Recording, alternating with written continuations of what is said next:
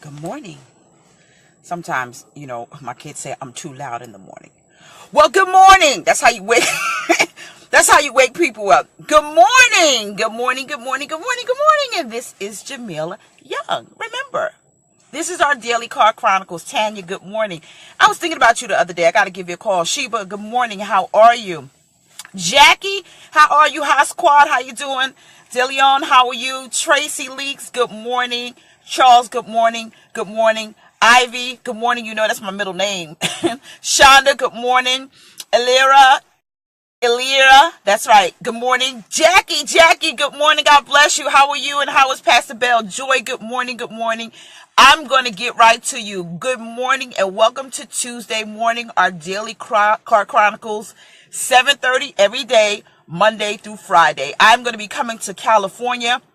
Please look below and see the flyer if you're ever in the LA area. May 21st, I will be in California bringing the word. If you're ever in Jacksonville, go to my sister's church. She has a church called Innovation. It's in Jacksonville, Florida. My girlfriend, Emil Lively, has a church, Salt.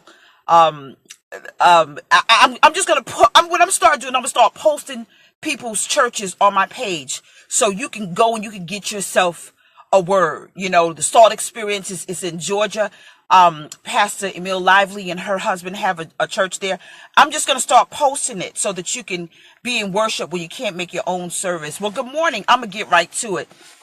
This morning, people always say, well, how do you come up with the Car Chronicles so quickly in the morning? You possibly don't. I don't prepare the night before. I promise you.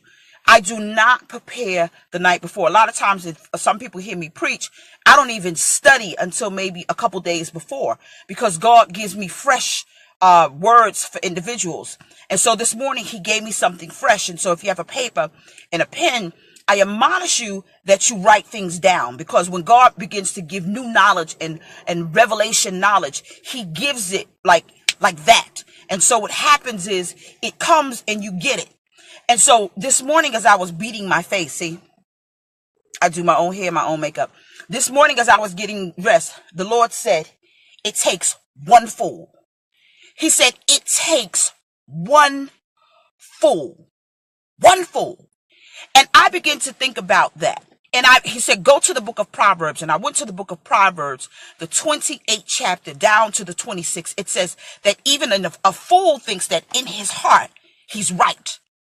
And God said to tell them it takes one fool. And he said this, I want you to write this down. He said, depending on the day of the week, when you meet a fool, he could either make you rich or get you killed. Depending on the day of the week, you meet a fool, he could either make you rich or get you killed. He said, because in a fool's heart, he believes that he is so right. In a fool's heart, he doesn't hear wise counsel. In a fool's heart, he doesn't take the assignment that God gives him serious. In a fool's heart, he says that there's no God. In a fool's heart, he thinks that doing things wrong to his family is right. In a fool's heart, he's selfish. A fool will either get you killed or make you rich, either two, because he's so spontaneous until he's selfish, until he doesn't give anything that he's doing thought. He took me back to Abigail and Nabal. Everybody knows the story. I preached it so many times. Abigail had a husband. His name was Nabal. He was a very, very rich man. And what David did is he kept them safe in the middle of a war. And he told Abigail and he told the people in the land, he said, listen here, I really believe that when my men come to your door, feed them and give them clothes. That's all I want you to do. Feed them and give them clothes. And Abigail had a husband who was rich, but he was just, the Bible said his name means fool. David was foolish too, but he was a fool. And do you know he knocked on the door and he said, hi, I come in the assignment of King David. And you know what I need you to do? I need you to feed us, because that's what David said to do. And he says, I ain't doing nothing. Get out of my head. Get away from me. Just get out of here. He was so mean. And do you know the story went on? And I'm going to give you the short version. The story went on where the men left and they went back to David and they said, didn't you tell everybody in the land to feed us? Because we out here defending them. And David said, yes, I did. He says, well, we knocked on this cat's door named Nebo. He told us to get off of his doorstep. And do you understand that the Bible said that David came back with 300 men to kill him? Now, Abigail, she was nice. She was pretty. She was smart. A little lad said, yo, what? Y'all gonna do what to my girl Ab? Yo, Ab is cool. I'm going to her house. So he began to run to Abigail's house.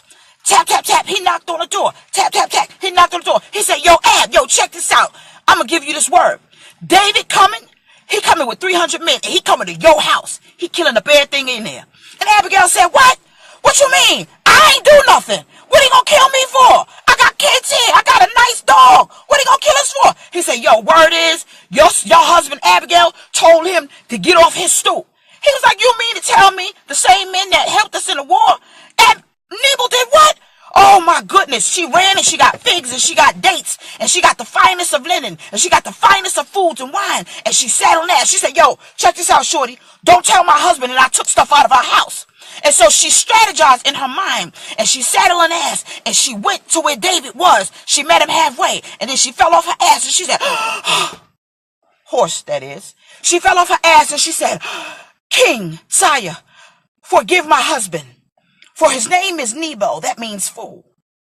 And do you know the Bible said that he saved Abigail's family because she did something that a husband was not able to do. She said, listen, here I got figs, I got fine linen. This is for you and your men. Please beg mercy on my house. Because the fool did something stupid. And so what David did is he says, get up, woman. He gave her that. He said, just because of you, I'm going to save your whole house. I'm going to save your entire house because you were not a fool.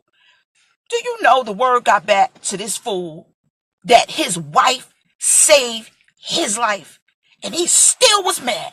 He had a heart attack and died. A fool can either make you rich or get you killed. Have you ever heard stories of men who are very, very wealthy? They go and they start gambling and they just lose their money. They swindle it. If you get in the presence of a rich fool, guess what? He'll make you rich because he's impulsive. He doesn't think. And so when you deal with a fool, they can either, depending on what day of the week, they can either make you rich or get you killed. And so you got to realize that you can do foolish things but not be a fool. That's where you got to get discernment in your spirit.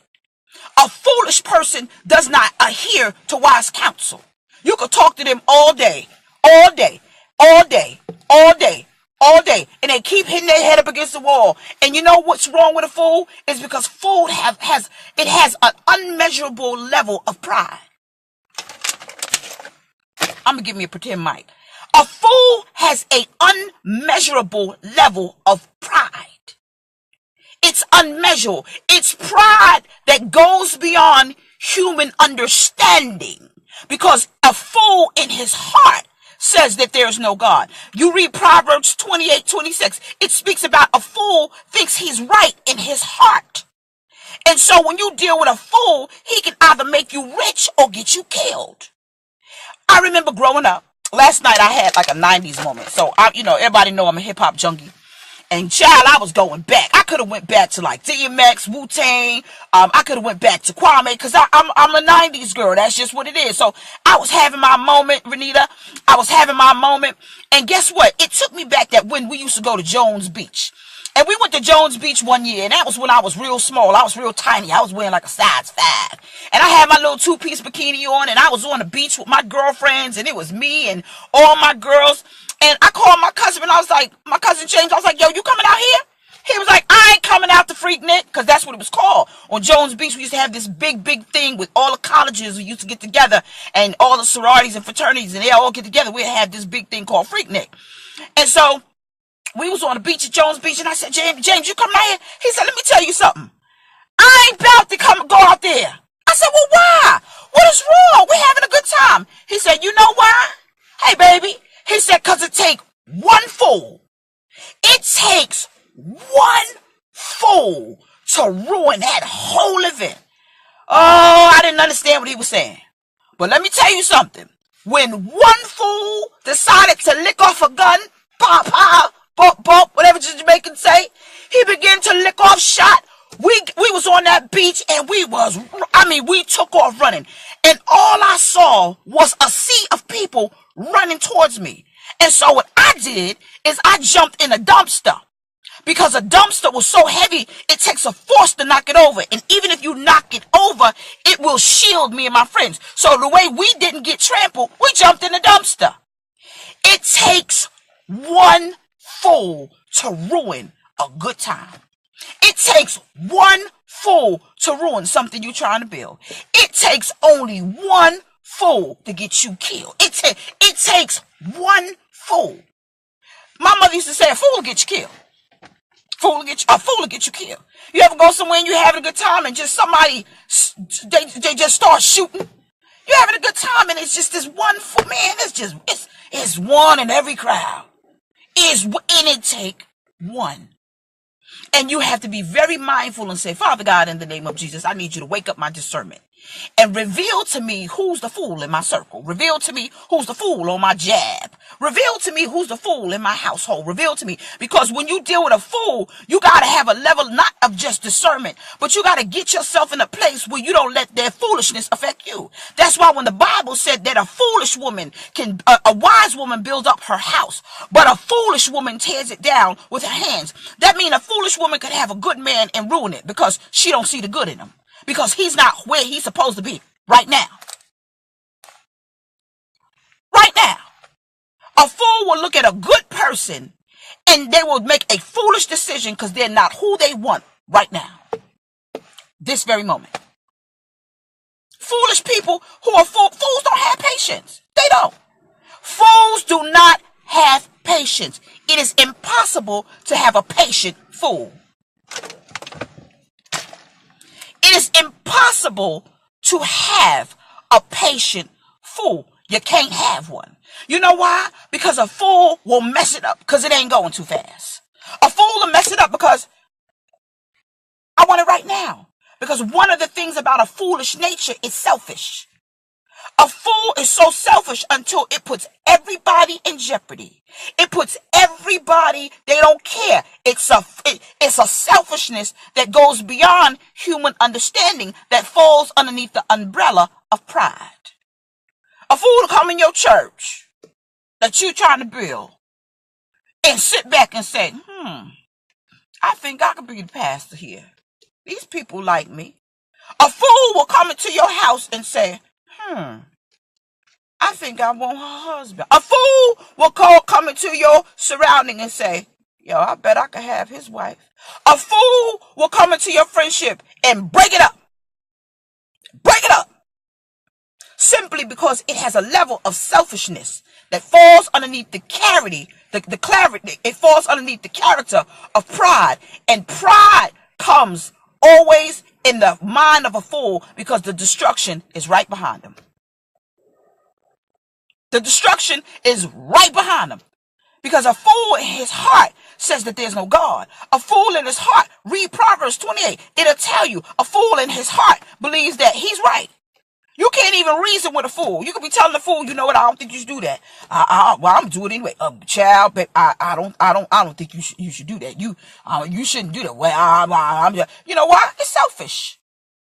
Nabal was so selfish until he did not care that I got the decree that if I don't do this, the decree was feed them, clothe them, or die. It was that simple. Feed them, clothe them, or die. And he chose, well, I'm going to do what I want to do. I ain't giving him nothing.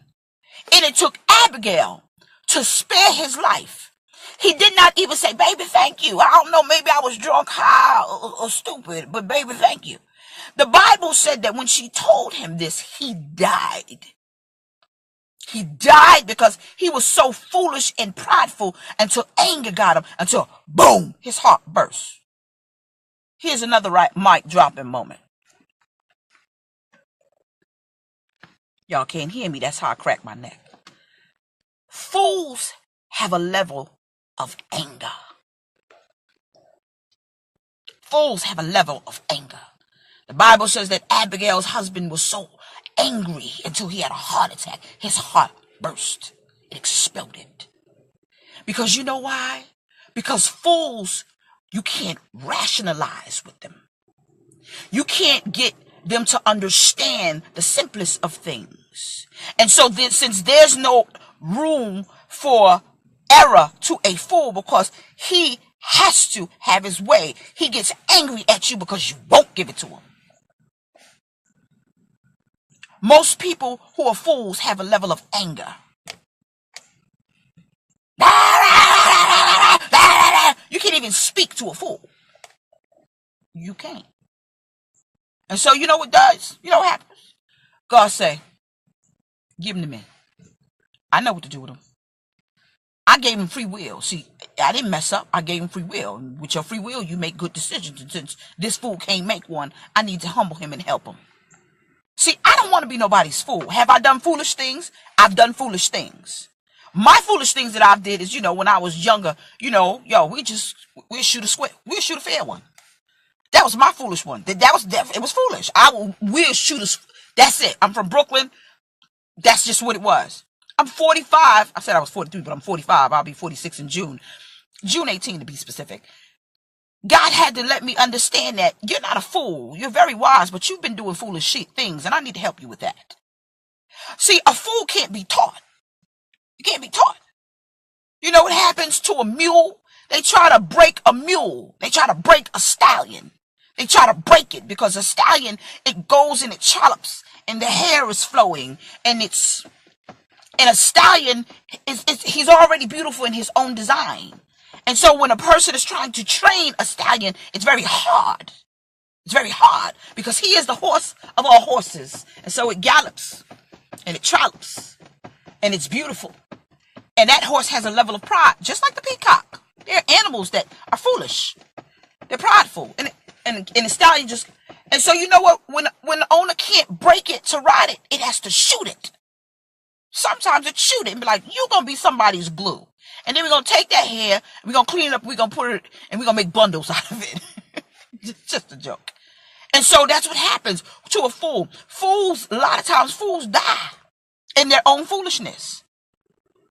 Fools die in their own foolishness every day. Donald Trump, much as you like him or not, he's a rich fool. You know why? He's impulsive. Fools are very impulsive. They just do stuff. You could be sitting up there doing something, they'll just do something. You be like, oh, hey, oh, what you doing? You know why? It doesn't think about nobody else. And that's why you got to understand that the umbrella in which fools fall under is a level of pride and selfishness and all the attributes to cause him to fall. And he ain't going to fall with me. He ain't going to fall with you. He not going to do it. And you got to get to the point, even when you're in relationships with somebody, if they're a fool, you better reconsider it. Well, how do you know they're a fool? Because they keep doing foolish stuff. Ta-da! That ain't no revelation moment. You get out yourself so you can recognize it. You deal with these people and you see that they keep doing stupid stuff over and over again. You know why? They fools. And they ain't gonna get you killed. They're not. Fools are dangerous. They're dangerous. And at this present time in your life, you best be careful. You do not entertain a fool because they're going to get you killed. You better be careful. I don't care how cute she is. I don't care how much her face be. I don't care how beautiful she is. If she a woman in your life and she keep doing foolish stuff, she going to tear your house down. It's in the Bible. If you dating a guy, y'all keep hitting this financial hardship. Y'all keep hitting this. He keep doing this. He keep doing that. He keep doing that. And you're like, how much of this I can take? Well, how much can you take? You dealing with a fool. And if you don't change or because fools don't change overnight, you got to ask yourself, do you love him enough to get help? Do you love her enough to get help? How do you understand a fool? I can't think the way that they think. So therefore, we got to come to a mutual understanding that you either going to have to go somewhere and get some help or this ain't going to fly, shorty. It's just not going to happen, shorty. If you don't go somewhere and change your evil ways, your old demonic self, this ain't going to work, shorty. And you got to say, is a fool worth your life? Is a fool worth your life? I A fool ain't worth my life. I love my husband. Love him. But sometimes we got to get an understanding. And the Bible said, with all you're getting an understanding. So Calvin and I, we just get an understanding about certain things. We just get an understanding about certain things. But when you marry to a fool, there is no such thing as understanding. It's his way or the highway. It's her way or no way. And when you deal with the fool, you get frustrated. You got to work. You're mad. The kid's mad. The dog chasing his tail. Go over there and tell Fido to stop chasing his tail. The fool will say, no, leave him alone. But he gonna hurt himself. Well, that's all right. Go over there and tell the kids to stop. Well, I said they could joke. And then it becomes bickering back and forth. And there's never a level of understanding. Because a fool don't understand the just simple things of life. The simple things of life. But anyway, always remember, meet a fool on the right day, he'll make you rich. Meet a fool on the wrong day, and he'll get you killed. I am JAMELIAH Young Mitchell, JAMELIAH Young. I promise you that every time you click my button, baby, I am going to tell you that you're right. All right, it's Tuesday. You guys have a rocking good day. I thank you for your time. I love you. I love you. I love you. I love you. I love you. I love you. I love you. I love you. I love you. I thank you. I thank you, honey. I thank you, Sheba. I thank you so much, Wanada. I thank you for your time. I thank you for tuning in. Carolyn Cooper, good morning. How are you? Chanel, you just tuning in. How you doing? Tanya, I'm going to give you a call. I promise you. Janira, hello. Ivy, good morning. Jennifer, how are you? Jennifer Martinez, good morning. Sharon, how are you? Tracy Leaks, have a winning day too. Latasha, how are you? You guys have a rocking good day. Gustavia, Renata, how are you? How did Greenleaf go, sweetheart? Cookie, God bless you. Cookie, you supposed to get papers. What's going on? Wesley, good morning. Anita, how are you? Sophie, I thank you guys for giving me your time, because remember, that's the only thing that God gave you, that you are allowed to give a little bit to someone else. And if you choose to give it to me in the morning, I'm honored. I do pray for you. A lot of times I pull up your Facebook page and I lay hands on the screen and I pray for you. I pray that this is the week of miracles, prosperity, money comes to you now. I pray that job opportunities, you get phone calls. I pray that people sow seeds in your life. I love you. I love you. Tamara, good morning. Sweet sunshine lady. Hey, Christina, how are you? God bless you. God bless you. Kendra, how are you? China Price, good morning. How are you? Lisa Murray, good morning to you. Tracy King, good morning. I thank you. I thank you. I thank you. I thank you. Dion, how are you? God bless you. How you doing? Joanna, everybody. Sandra Mosley Banks, God bless you. Until next time, tomorrow, 7:30, our Daily Call Chronicles. And remember, every time you click my button, I am going to tell you the truth. Dawn Jones, of course, I'm going to continue to pray for you. Yolanda, good morning. Kendra, good morning. Carolyn, I will pray for you. You're going to get that new job. Those phone calls are coming because it's a shift in the atmosphere and you're getting tired because you're ready to move. And guess what? Those doors are going to open for you. God bless you. God bless you. I love you. Until tomorrow and next time, remember, every time you click my button, I am going to tell you the truth. Have a great day. Bye.